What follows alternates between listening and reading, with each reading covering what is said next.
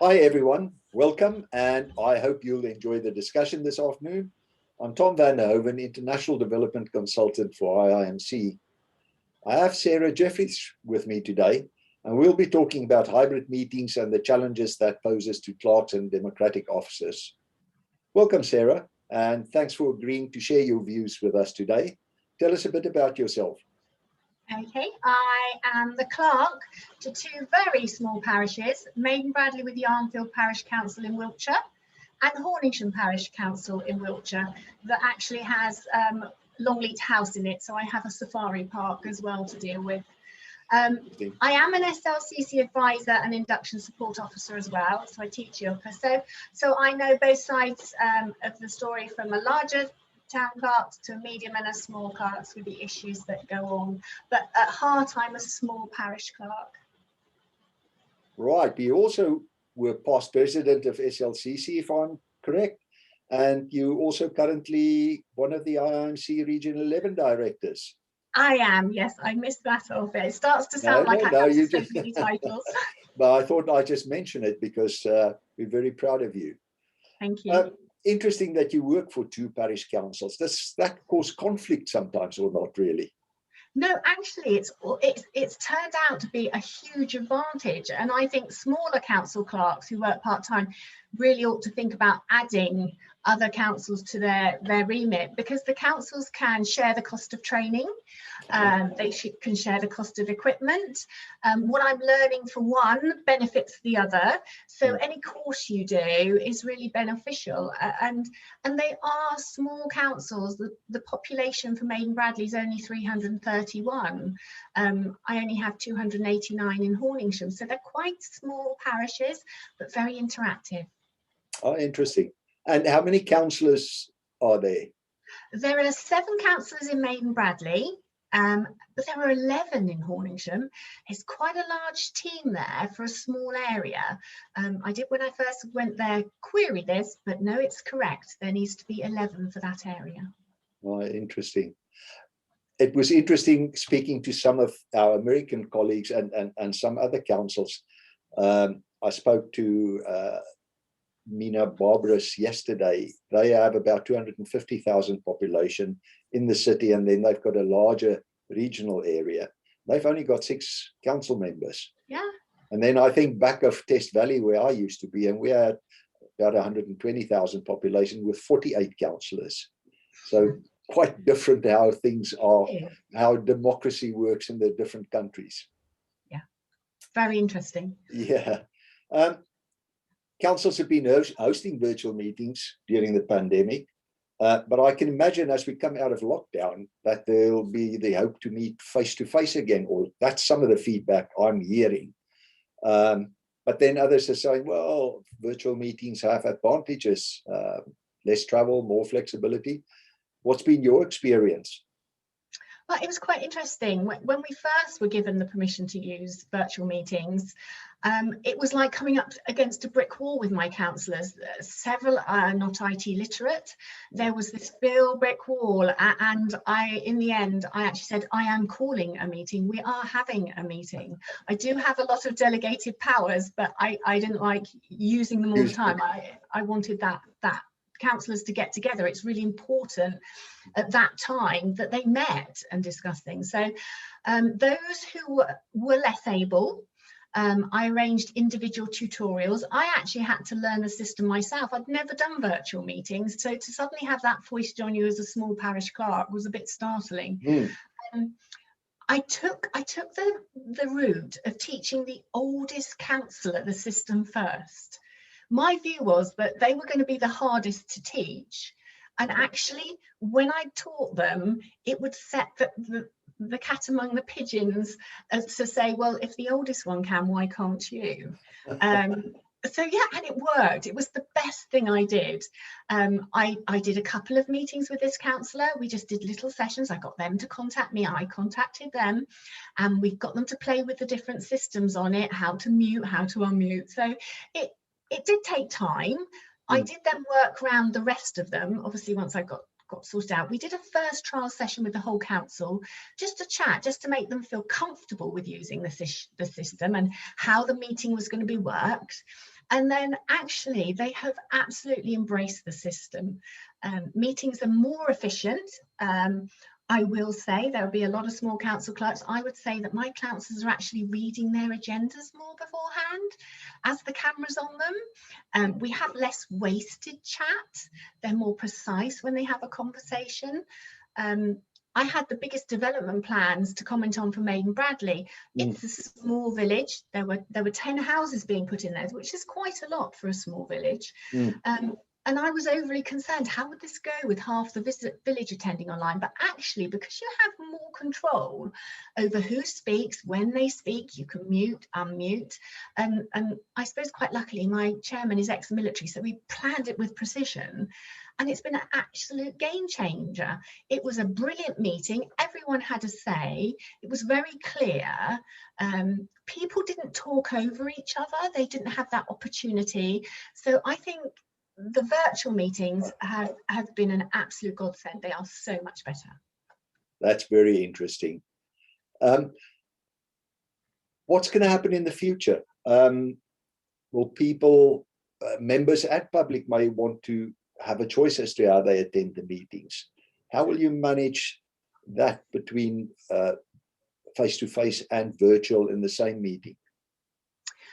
My view of a hybrid meeting, I think a hybrid meeting would be one where the chairman and myself would need to be present in the village hall. I can't see us being able to manage it any other way. We'd need to be there to let in the councillors and the parishioners and make sure that we organised the hall, how it will need to be set out, because it would have a different layout. I think I would have a mix of councillors still coming online. I have military personnel who are councillors, and it is excellent. It means no matter where they're posted to, they still have a say in their community, and they are valuable members of the community. They're always very proactive and productive within the community. And I think with parishioners, we found it's meant a lot more of the elderly have a chance to join in who wouldn't be able to walk up in the dark. We live in a dark skies area, so there's no street lighting and no pavements in places. So I think that has helped people coming into our meetings more, because they haven't got to leave, go out in the cold, and we meet in a very cold village hall. So yes, I think a hybrid meeting is actually a good concept to give that flexibility for councillors and parishioners, but obviously the chairman and I would still have to be there in the hall, so it doesn't give us that flexibility. Do you think you'll be able to do that in future? Does the legislation allow you to do that? It's not allowing us at present. I know that my sector body, the SLCC, is really lobbying for it, and they are hoping that if government don't move forward, they will take it to court for a court ruling. That's in the background, but everyone is hoping that the legislation allows us to continue. And I actually feel it needs to allow us to have virtual and hybrid. I think, and physical. There needs to be that opportunity for the council to decide how it wants to meet in future. That's really interesting, because some of the discussions I've been having with people in the States seems like they won't have the choice to go back to hybrid meetings, and will just have to meet face to face, depending on what the legislation will allow them in future. So interesting that over here, I think what I've heard from UK colleagues is mostly that members would like to continue with virtual meetings. Is that how I imagine your members are very positive about it as well? They really surprised me. For us, two small rural parishes that haven't got the best internet in the world, it is being improved. They actually have, having resisted, and I mean really resisted, they now love them. I asked them, and yes, no, they'd rather continue with the virtual meeting because we're more effective, is their opinion. So yeah, I was quite surprised. They took me aback. Interesting. I thought I was going to be sat in a cold hall with a rug over my lap. Yes, I suppose you meet in a village hall. You haven't got a council meeting. So what sort of arrangements do you have to set it up every time you meet, or can stay up, or What have you? No, it's put up every time. I will say the village hall committee and the parish council worked together. We had a parish plan, and we were keen to improve the facilities in the hall and to support the hall community. So I was tasked to assist them with grant funding. So we managed to get them grant funding so that the hall can be used for as a conference facility for people. We went out for grants from our higher authority and from the National Lottery. So it does actually have a projector in the ceiling of the hall. We have a big screen that pulls down. I actually know that I would need 2 laptops to do this. I need a laptop that I'm typing the minutes on, and the laptop that the Zoom as we use would be on, but that's only because at home I have a large clip-on screen, a large screen and a small screen on the laptop. So you do need the 2 screens, but I could, thinking about it, I could actually have a screen with a clamp on that I could clamp to the table so that I have the same situation in the hall as I do working from home. We do have good Wi-Fi. We got in touch with, I think it was Vodafone, one of the companies, and they helped improve our signal there. In fact, people have been known to drive up outside the hall and tap into the Wi-Fi there. Making use of the opportunity. Yeah, it's for that. It's to bring, you know, the hall is the hub, it's the cohesive place for the community. So it needs to be in the 21st century with its facilities. So that, I presume, could be seen as quite advantageous, having that facility. Thinking about what I've needed, so we've got the screen and the projector. I would need to purchase a telephone conference unit with a microphone on it. Now I know that they're actually not as expensive. I was thinking originally £500–600. Where were I going to find this money for? I've not budgeted it within my precept.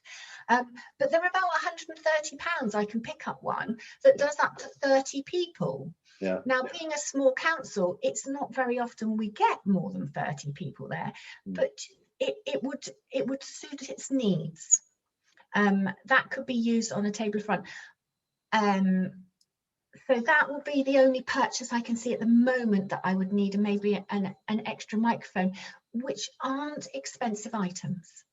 That's really interesting, the range of facilities that various councils have. Some councils have gone really, I wouldn't say overboard, but they've spent a lot of money in putting in a lot of technology, etc.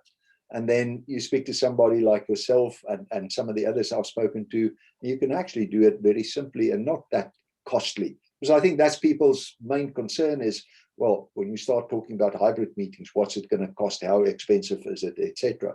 And you've just proven it doesn't have to be that expensive. No, it doesn't. And it's like, you know, thinking of accommodating the meetings.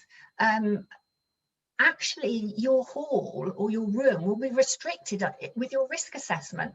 We can actually only have 100 people in the hall. Oh. So I'm going to be restricted by a risk assessment. So we're quite lucky that the screen is on a stage platform.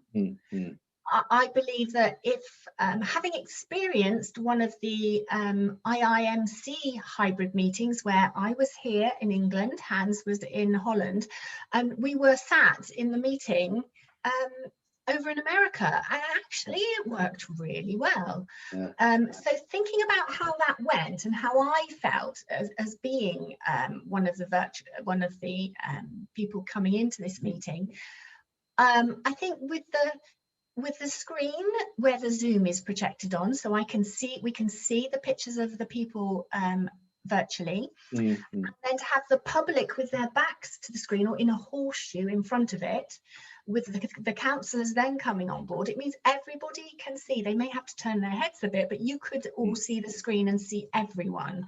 Obviously, we still at this moment have to be 2 meters distance, but we could just about make that. I would, as I said, health and safety limits your numbers anyway. But with the chairman and myself facing the people sat and facing the screen, we have a view of everyone to be able to control the meeting, to see who's actually got their hand up, be it physically or with a screen emo. That I think that would work. Oh, interesting. Just goes to show just a bit of thought and you can sort it out with whatever you have. Do you webcast your meetings, Sarah? We haven't. We obviously have the audio visual we can do, but we haven't webcast. It has just been people attending, but then this is a very small parish council with a very limited viewing base, really. I have 331 people who will be interested.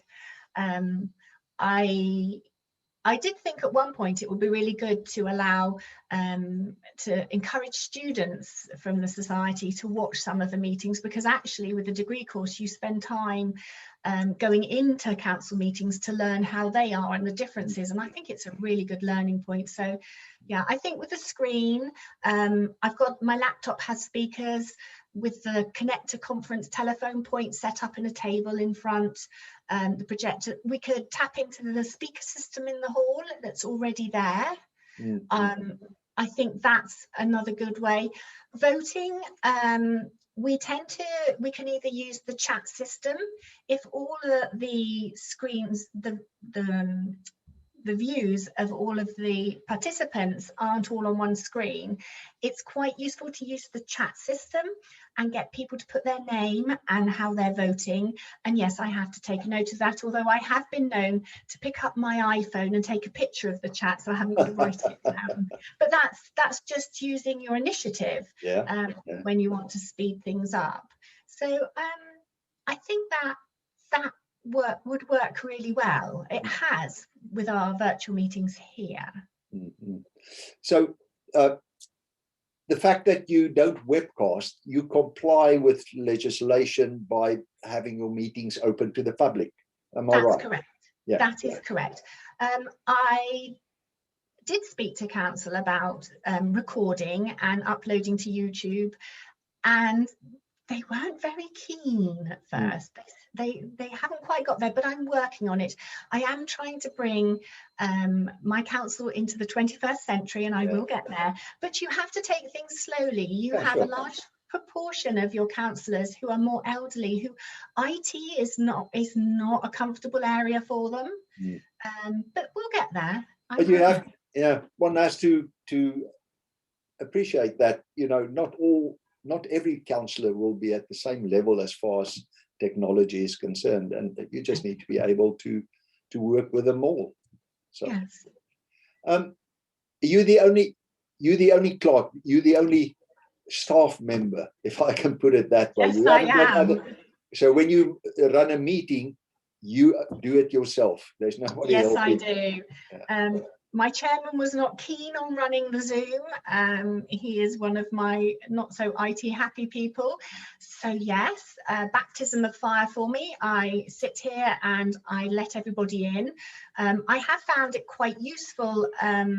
I use my phone again. It's like having a mini laptop where I take people's names as they come in, and then I send it as a text over to him so he knows who's coming in what order, so that during the public session he can actually ask for the next person who I will have already asked, do you want to speak, and are you happy with being viewed on the screen, do you want to mute yourself, etc. So we have a system in place which is working really well, especially when we had the large development we spoke about. Yeah, which sort of links to the next question I was going to ask, is about rules of debate and behaviors. Have you got any protocols in place as far as that's concerned? I do have a protocol in place. It works very well, and I actually think it will be really simple to fit the hybrid meetings. Keep it simple, keep it clear, and having those rules really works well. And I think because you're virtual, you have that virtual element, it makes you more stricter with the protocol, because you do have to stop. Within the hybrid meetings, you will have to go through your virtual attendees and then go through the attendees who are in the meeting. And I think it makes it more controlled rather than people fidgeting, and you can see all the body language going on, that person wants to speak before this person. Well, because they've come in order and their names have been taken in order, it means we work in order. So I think we're actually better for having those protocols and rules and behaviours. They work really well. Good. I think we've covered some of the other questions around voting and time to set up. Can members phone in? Can they join by telephone? They can, and it's really good. I have 2 councillors, 1 in each council, who don't have any laptops or electronics at all. They don't have the internet. I am still giving them their agendas by hard copy. But what we do is they ring in on, I have obviously a mobile phone, and there's a home phone here, which would be, if you were in an office, the work phone, and they call in and we put them on speaker and on the phone, and it works really well. We've actually, it's easier, they actually indicate to me they want to speak. I can hear them saying Sarah, and then I make sure that they are listed and the chairman gets them to speak. So it has worked really well. I don't see of any council where the councillor can say they can't attend virtual meetings, because you can have them by phone, and it's no different to experience. And I have spoken to those 2 councillors, how do they feel about being on the phone, and they said, no, it's fine, I don't need to see anybody, I just need to hear it, and it does work well. Oh, fantastic. We did look at possibility, because obviously this is all costly, this technology, and small parish councils don't necessarily have funding free and available for this. So I know we need to look at a contingency fund for IT. We have a tiny one, but that needs to evolve. We need, as councils, to keep as a modern business, which we should be.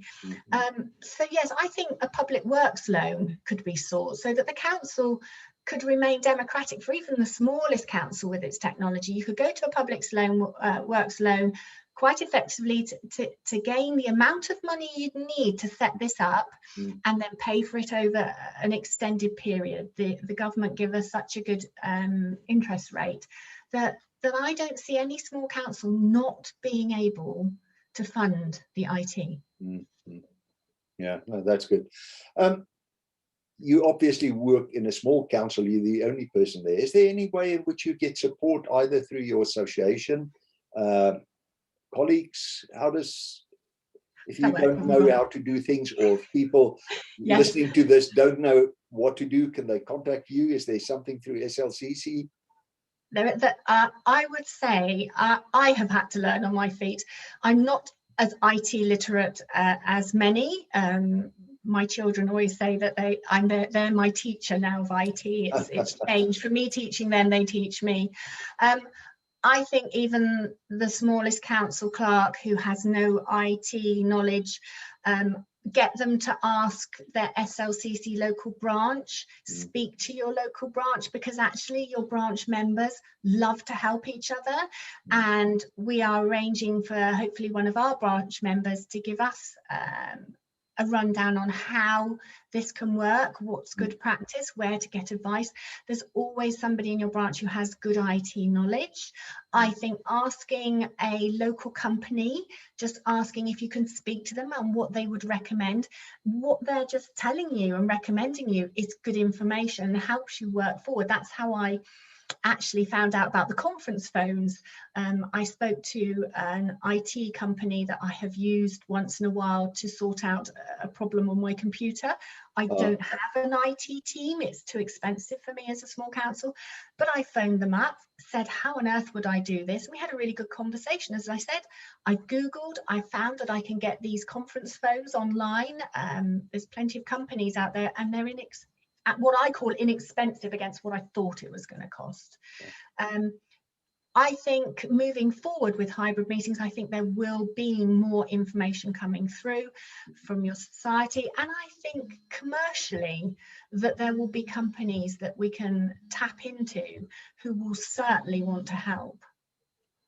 Yeah, I spoke to Hans Reis in the Netherlands yesterday, and he was also saying that some of the companies, there's a lot of development going on. They realize this is something for the future, and so they'll be developing things, and it'll make it easier for people.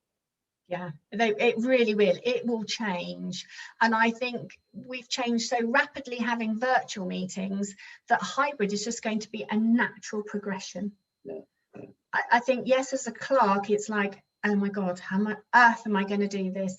But, you know, speak to your fellow clerks, speak to town clerks, ask them how they're doing it, or even contact us at the advisory team. I sit on the advisory team, more than happy to give advice to people. That's what we're here for.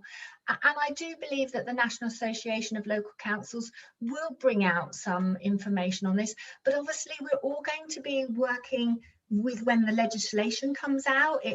We're all in that holding period, waiting for what's going to come out, and then there'll be a lot of movement, I suspect. Yeah. Well, that sort of brings me to the end of the questions I had. But have you got anything you still want to add? No, I think we've covered everything. My big thing is, as a small clerk, don't feel you're on your own. And if you're frightened of IT, give us a ring. There's always somebody. Speak. There's always somebody to help. And that's what I do. And once you've had one or two goes at something, then go out to your council. Make sure you feel comfortable with what you're using, and you need to be comfortable with the setup that you're going to have implemented. Yeah. A council can make that decision. We think we want this, but are you as the clerk going to find that easy to use? And that's important to get across to them. Absolutely. Yeah. But Well, yeah, don't be frightened of hybrid. No need to be frightened. Absolutely. No. And that's what's lovely about being part of an association, is that people reach out to one another, and there's always somebody who will be prepared to help and give advice. I love it. I love it. You know, the IMC is just so exhilarating because I have such a wide community of clerks now to tap into their knowledge, ask them questions. I think they must think I talk too much, because whenever I get somebody's attention, I'm like, oh, can I just ask you this? Can I ask you that? So yeah, I love it. It's just so exciting. Great. Sarah, thank you very much for sharing your views with us today. I'm sure people will find this very interesting and helpful. I hope so. And if they do want to ask questions or bounce off me, I can be contacted at sarah.jeffries@slcc.co.uk. Send me an email and I'll pick up the phone and ring you. I'm more than happy to speak to anybody. Lovely. Thanks, Sarah. What I'll do is when we publish the recordings, I'll add your contact details to that as well. Thank you, Tom. It's been really lovely to speak to you. And lovely speaking to you. And to anyone out there, if you have any views or comments on today's discussion, then please email me at imeet@iimc.com. I repeat, imeet@iimc.com. Thank you for joining us. Goodbye and stay safe. Bye.